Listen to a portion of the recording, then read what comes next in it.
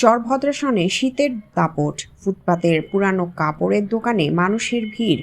সাজ্জাদ হোসেন সাজু, চরভদ্রাসন, ফরিদপুর প্রতিনিধি। ফরিদপুরের চরভদ্রাসন উপজেলায় সারা দেশের মতোই পৌষ মাসের কনকনে শীতের তীব্র প্রভাব পড়েছে। কয়েকদিন ধরে সূর্যের দেখা নেই বললেই চলে। ঘন কুয়াশা আর হালকা হিমেল বাতাসে শীতের অনুভূতি আরও বেড়ে গেছে।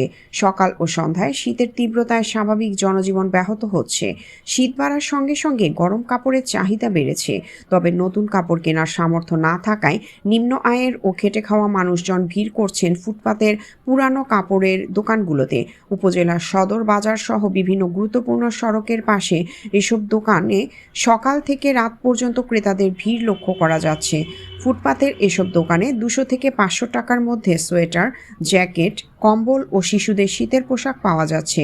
স্বল্প দামে তুলনামূলক ভালো কাপড় পাওয়ায় দিনমজুর, রিক্সা চালক, ভ্যান চালক ও নিম্ন আয়ের মানুষেরা এসব দোকান থেকেই শীত নিবারণের চেষ্টা করছেন। স্থানীয় কয়েকজন ক্রেতা জানান, আয় কম হওয়ায় নতুন গরম কাপড় কেনা তাদের পক্ষে সম্ভব নয়, তাই পুরনো কাপড়ই ভরসা। শীত আরও বাড়লে সমস্যা আরও বাড়বে বলে আশঙ্কা করছেন তারা। এদিকে শীতের প্রকোপ বাড়লেও এখনও পর্যাপ্ত শীতবস্ত্র সহায়তা না পাওয়ায় অসহায় ও দরিদ্র মানুষের দুর্ভোগ বাড়ছে।